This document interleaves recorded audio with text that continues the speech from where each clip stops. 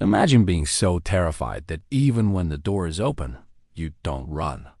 That's the part of the Colleen Stan story that shocks people the most, because it forces us to realize that sometimes the strongest prison isn't made of metal or locks is built in the mind.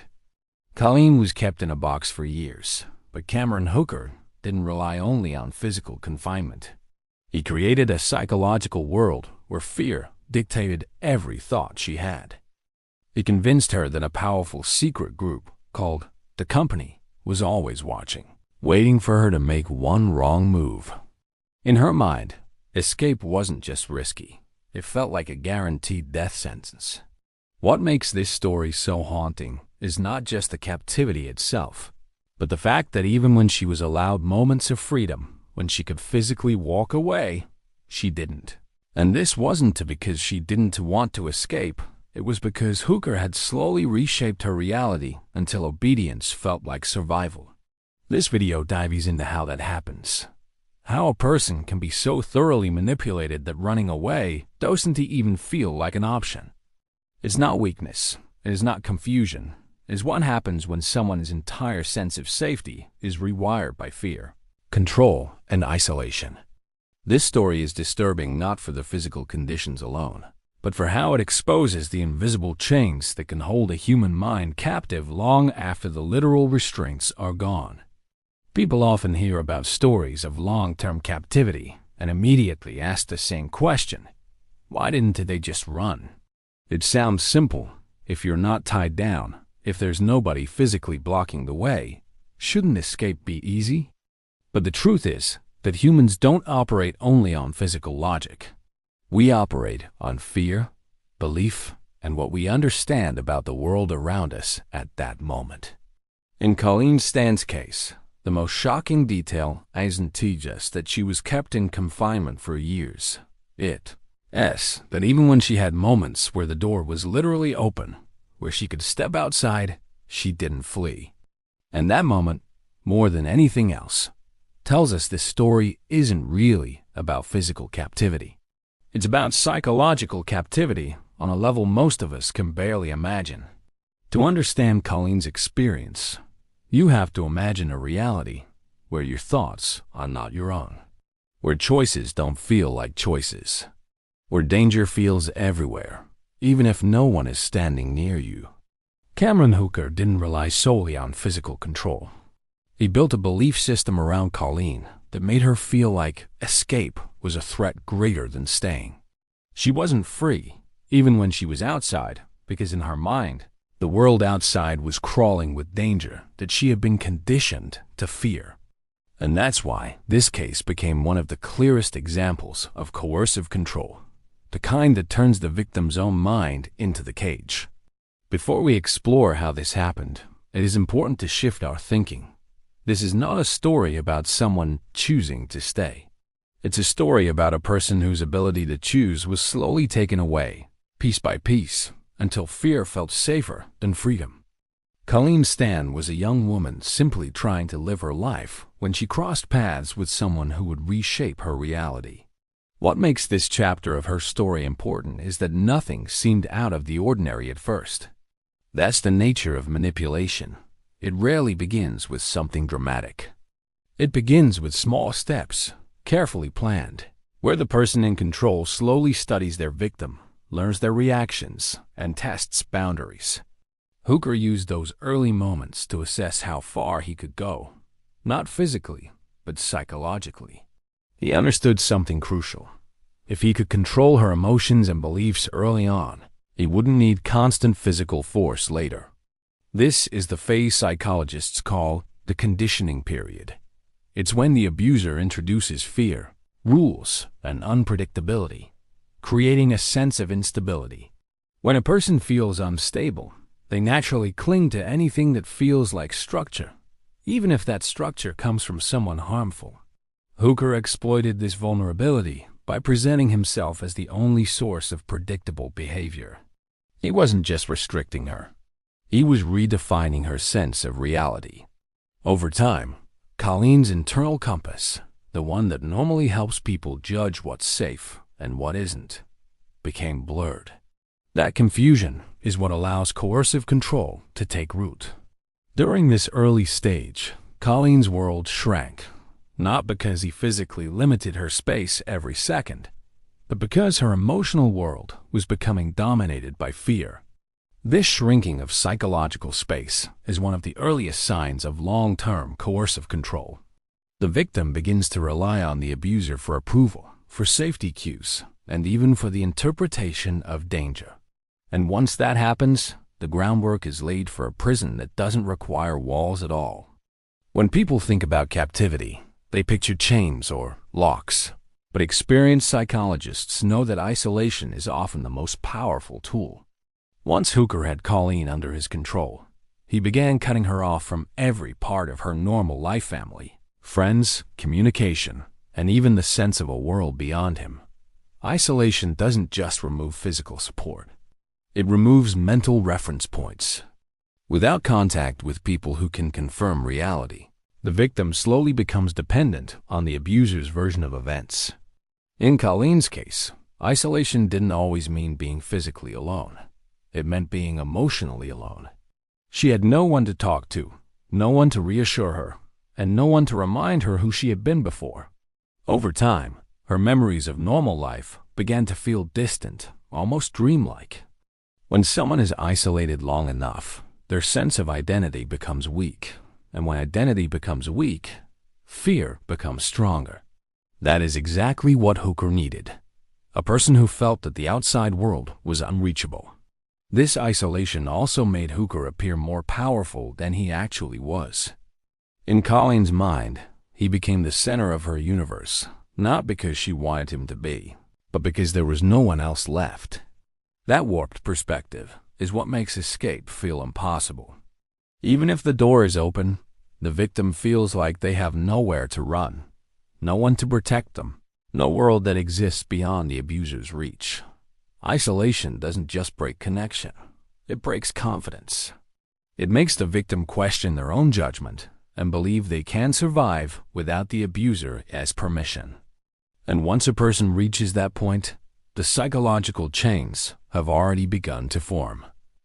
One of the most chilling aspects of Colleen's case is the invention of the company. Hooker fabricated an entire organization, a secret group he claimed monitored her every move. He told her they were powerful everywhere and capable of harming her or her family if she disobeyed. The genius and cruelty of this lie is that it created fear without requiring Hooker to be physically present. She believed she was supervised at all times, even when she was alone. Why would someone believe such an unbelievable story? Because isolation and fear weaken critical thinking. When a victim has no outside voices, even the most extreme lies can become believable. Hooker used the company as a psychological leash. Instead of having to restrain her constantly, he convinced her that invisible danger surrounded her. And the human brain, when convinced a threat exists, reacts as if it's real even if logically it makes no sense. This tactic is known as coercive deception. It works because the victim becomes afraid not just of the abuser, but of a broader network of imaginary consequences. For Colleen, the idea of escaping didn't feel like a brave decision. It felt like triggering a deadly trap. The company was much more than a lie. It was a system of control designed to keep her obedient even when Hooker wasn't there. This fear-based myth created the psychological walls of her prison. And what is most important to understand is that once the mind accepts a false danger is real, the person will behave as if the threat is everywhere. That is how Hooker ensured that even if she stood outside in daylight with no one holding her back, she still felt completely trapped. To understand why Colleen stayed, even when she had physical freedom, you have to understand the psychology of learned helplessness. This occurs when a person experiences so many frightening or controlling situations that they begin to believe nothing they do will change their circumstances. It's not a choice, it's a psychological shutdown. The victim stops trying to resist because resistance feels hopeless.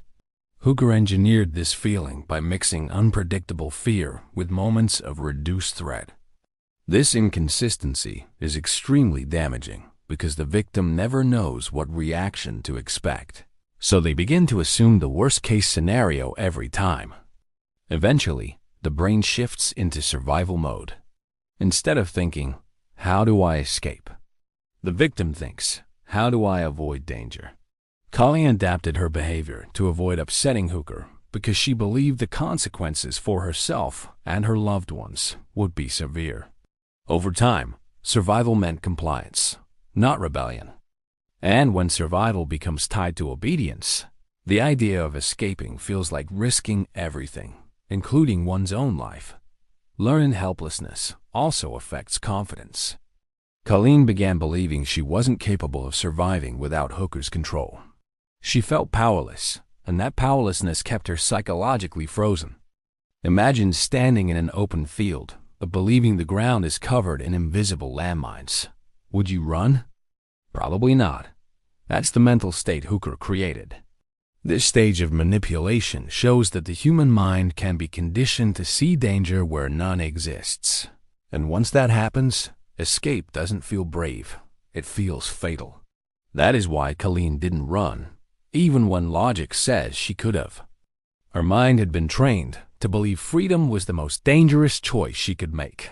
One of the most misunderstood elements of coercive control is the idea that victims sometimes behave as if they trust or rely on their abusers.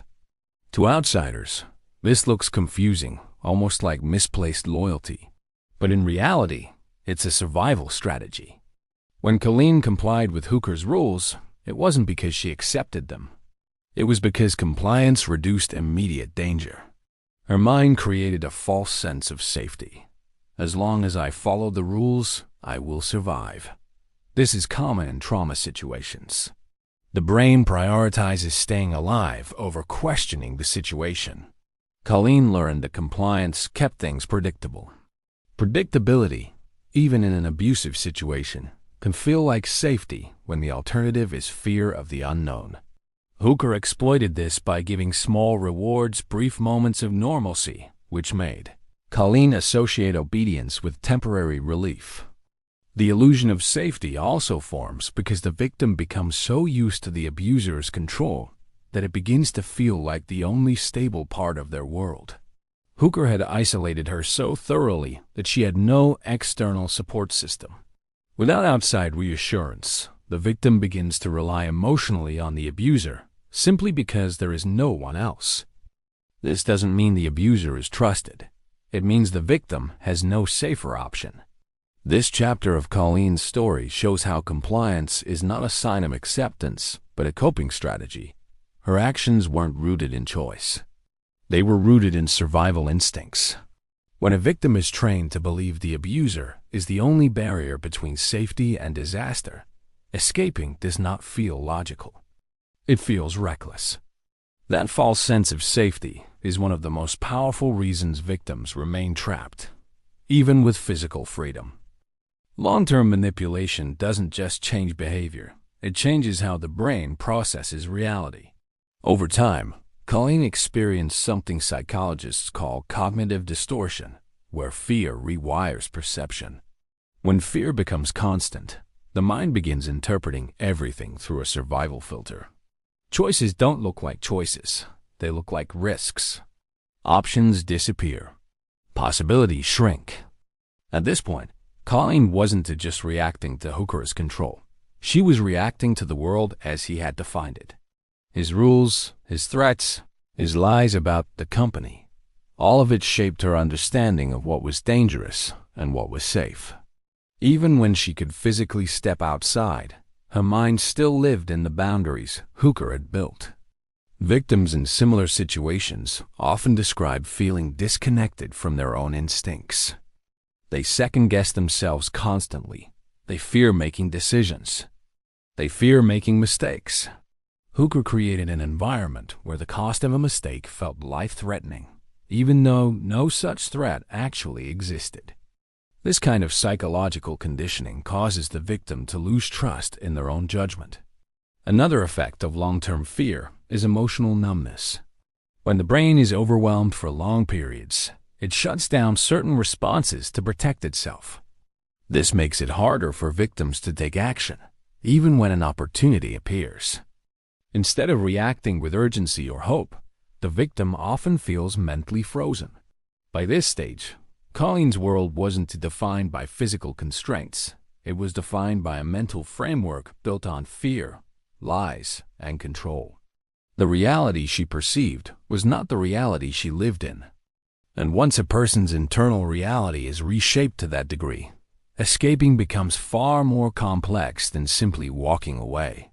This is the part of Colleen's story that most people focus on, the moments when she had opportunities to escape, but didn't take them. Outsiders see those moments and assume the victim chose not to run. But that interpretation ignores everything psychological that had happened leading up to those moments. By the time Colleen experienced these windows of physical freedom, her mind had been trained to believe escape meant danger, punishment, or harm to people she cared about. To her, the open door was not an escape opportunity, it was a trap. Hooker had built a world where she believed she was constantly monitored by the company. Stepping outside without permission did not feel like liberation. It felt like triggering an unseen alarm. When fear controls the mind, freedom doesn't feel safe. Victims of long-term coercive control often freeze when escape becomes possible. Fear of the unknown, distrust in their own abilities, and conditioned helplessness all collide at once. For Colleen, running wasn't just about distance. It was about believing she could survive what might come after. And Hooker had convinced her that any attempt to flee would lead to catastrophic consequences. There's another important psychological barrier. After years of isolation, victims often feel undeserving of help or unsure that anyone would believe them. Some fear retaliation not just against themselves, but against their families. Hooker intentionally planted these fears so deeply that they became part of Colleen's daily thinking. So when people ask, why didn't she run? The answer is simple, but heartbreaking. She couldn't, not because her legs were bound, but because her mind was. The fear was so deeply installed that safety seemed impossible anywhere except within the rules Hooker created. Eventually, Colleen's situation changed, but not because of sudden bravery or a dramatic escape, because her internal world slowly began to shift. When victims regain even small pieces of control over their lives, their true identity starts to reemerge. For Colleen, this shift took time. It began with small moments where she saw contradictions in Hooker's stories, tiny cracks in the reality he built. Those cracks allowed doubt to enter. And once doubt enters, the psychological cage weakens. Rebuilding identity is one of the hardest steps for survivors of coercive control. They must relearn how to trust their own thoughts, how to make decisions, and how to see themselves as individuals rather than extensions of the abuser's rules. Colleen began reclaiming her sense of self when she realized she was capable of thinking independently again. Her confidence, though fragile, began returning. Another turning point came from the realization that Hooker was not all-powerful. The lies about the company began to lose their impact. She slowly recognized that many of the threats Hooker used to control her were illusions. Once those illusions faded, the fear that had held her captive began to lose its grip. Recovery from psychological captivity isn't a single moment. It's a gradual rebuilding of strength, clarity, and identity. It is learning that freedom is possible and that the world outside the abuser's control still exists. For Colleen, this mental shift laid the foundation for seeking real, lasting escape. It was the moment her mind finally began stepping outside long before her body did. Colleen, that story remains one of the most powerful examples of psychological captivity because it teaches us something crucial. Victims don't stay because they want to. They stay because their ability to choose has been taken from them. When people judge victims by saying, "I would have escaped," they're imagining physical conditions, not psychological ones. But coercive control is not about strength or weakness. It's about fear engineered so deeply that it replaces logic. Understanding this helps society shift from blame to compassion. It helps law enforcement, mental health professionals, and everyday people recognize warning signs much earlier. It also empowers survivors because it validates their experiences instead of questioning them. Colleen's story forces us to confront the uncomfortable truth that the human mind is vulnerable, not because it is weak, but because it is designed to survive. And abusers exploit that survival instinct. What makes this case important is not the details of captivity, but the lessons it teaches about manipulation. All around the world, people experience coercive control in different forms: relationships, families, workplaces, or communities. The tactics are the same: isolation, fear, dependency, confusion, and the destruction of self-trust. By understanding Colleen's story, we better understand how to protect people from similar psychological traps. Her survival is not just remarkable, it is educational. It shows how the mind can be controlled, but also how it can heal once truth breaks through fear. This story matters because it doesn't just explain one victim's experience. It reveals the blueprint of coercive control, helping us understand and support those who endure it. The real message is simple. Freedom is not only about breaking physical confinement, it is about breaking fear. In the end, Colleen Stan's story isn't a case from the past. It's a reminder of how powerful the human mind is, both in how it can be manipulated and how it can recover. What happened to her shows us that captivity isn't always about locked doors or heavy chains. Sometimes it's about fear, lies, and a world that's slowly reshaped until escape doesn't feel possible anymore. But her survival also proves that even the deepest psychological control can be broken once truth starts to replace fear. When we look at stories like this, the goal isn't to judge or ask why a victim didn't run. The real question is how someone endured so much and still found a way back to themselves. Colleen's journey teaches us empathy, awareness, and the importance of believing survivors when they speak about the invisible battles they've faced. If her story does anything, let it remind us that no one deserves judgment for the ways they survived. They deserve understanding, they deserve support, and they deserve a world that sees the invisible cages before they trap someone else.